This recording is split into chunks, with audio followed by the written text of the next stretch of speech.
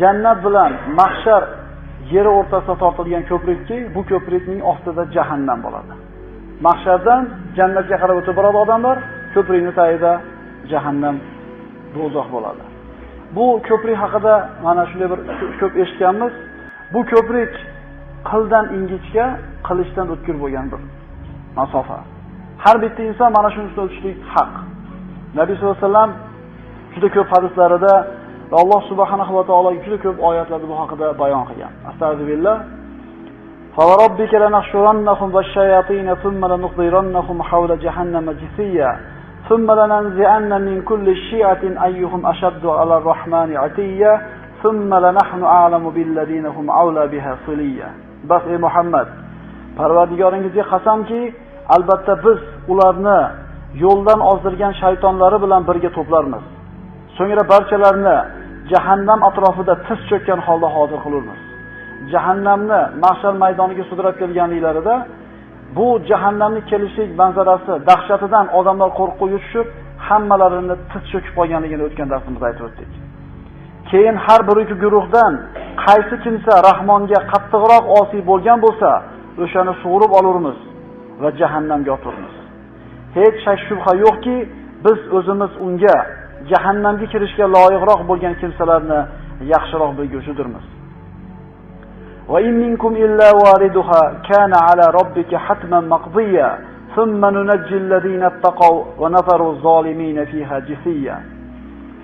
Sizlardan har biringiz unga tushgudirsiz. Parvardigoringiz amriga binoan vojib bo'lgan hukmdir. Mana shu oyatni ulamolar har bir insonni jahannamning ustidan o'tishligiga ishora deb aytadilar.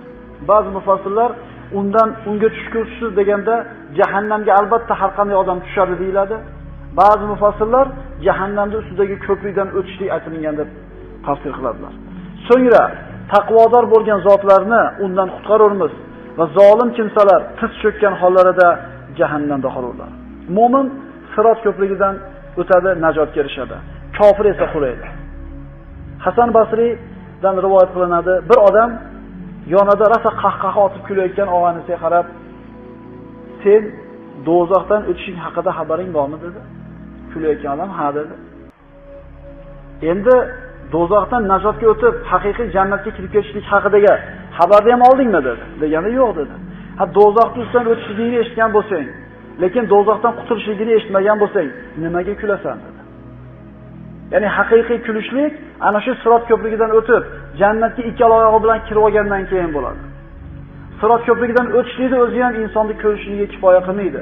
Chunki Abu Bakr Siddiq roziyallohu anhu aytgandek, agar bitta oyog'ini jannatdan oqlab o'tib, hali ikkinchisi tashqarida turar ekan, Allohning makridan qo'rqaman dedi.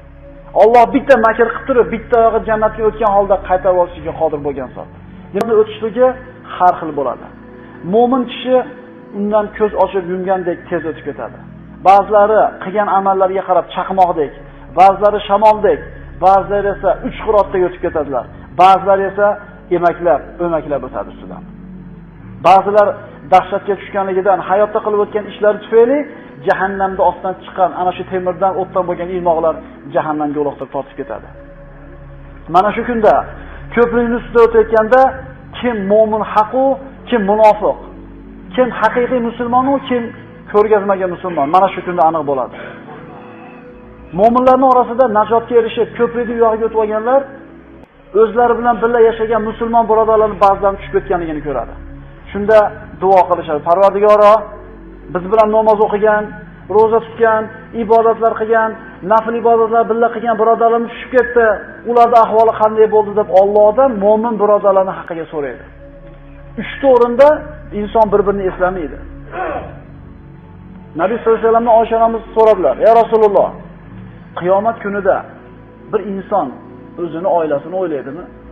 Esiga keladimi xotin bola chaqasi?" Shunda Rasululloh aytdilarki, 3 o'rinda hech kim bir-birini eslamaydi. Birinchisi kitoblar uchganida. Ya'ni insonlarning kitoblari oshun mahshar maydonida uchib turar ekan, qaysi qo'liga kelishligi hali aniq bo'lmay turgan paytda to kitobini olib aniqlab olmagunicha birovni o'ylamaydi. Ikkinchisi tarozi oldida savob pallasi og'ir keladimi, gunoh pallasi og'ir keladimi? Mana shu narsa ma'lum bo'lmagan uchun birovni eslamaydi. Uchinchisi, ko'prik oldida eslamaydi. O'tib ketadimi, o'tib ketmaydimi? Aniq bo'lguncha biroq eslamaydi. Endi bu mo'minlar o'tishib oldi. O'tishib oldida billa hayotda yashab yurgan mo'min birodarlarni do'zaxga qulab ketganligini ko'rib, Allohga duo qilishdi. Parvardigor, nima bo'ldi endi ularning holi? Parvardigor chiqargin ularni. Bundan ma'lum bo'ladiki, bir inson namoz o'qisa, roza tutsa, ibodatlarni qilib yursa ham do'zaxga tushar ekan, agar gunohlari ko'payib ketadigan bo'lsa. Agar Alloh taolo fazl marhamat ko'rsatmaydigan bo'lsa, shunda Alloh subhanahu va taolo karami keng, marhamati ulug' bo'lgan zot qaranglar der ekan. Qaranglar, qalbida zarrasi iymoni bor odam bo'lsa, do'zaxdan chiqaringlar deydi. Chunki Alloh taolo so'ngra mo'min bo'lgan kishilarni biz qutqarib olamiz dedi Alloh taolo. Birinchi bo'lib ko'prikdan chaqmoq tezligida, balki undan ham tezroq o'tadigan zot bu Muhammad Mustafa sallallohu alayhi vasallam. U kishining otlaridan nabiylar, rasullar, anbiyolar, siddiqlar, shahidlar tezlik bilan o'tadilar. Mo'minlar ham tezlik bilan o'tadi. Ba'zi mo'minlar qilgan amallarining ustunligi bilan, qilgan gunohlarining ko'pligi bilan emaklab o'tadi. Mana shu emaklab o'tishlikka kelsak, kofirlar, fojirlar keladi. Ularni jahannamda ostidan chiqib kelayotgan temirdan bo'lgan, tikondan bo'lgan, o'tdan bo'lgan ilmoqlar ilib oyoqlaridan pastga jahannamga tortib ketadi. Mana shunday holimizni o'ylaylik, birodarlar. Bu kunda har bitta odam, atrofida odamlar jahannamga qulayotgan paytda, kimlar yorug'ligi tezligida o'tib ketayotganini ko'rgan paytda o'zini yorug'ligini ko'ra olmay qolishi bor. O'sha shunga harakat qilaylik. Boshqalar nur bilan o'tib ketayotganligini ko'rib, o'zimiz to'xtab tura olmaylik. Emaklab, yuklarimiz, gunohlarimiz og'irligi tufayli o'malab qolmaylik, birodarlar. O'ngimizga, choppig'imizga qaraydigan bo'lsak, odamlar bitta-bitta do'zaxga qulayapti. Rasululloh esa narigi tomondan turib, "Ya Robbi, sallim, sallim, Parvardigor salomat qilgin, ummatim o'tmasin" deb turganligini eslaylik. Ana shu kunda o'zimizga vaylni, suburni tilab qolmaylik. Gunohlarimiz ko'pligi tufayli emaklab qolmaylik, birodarlar.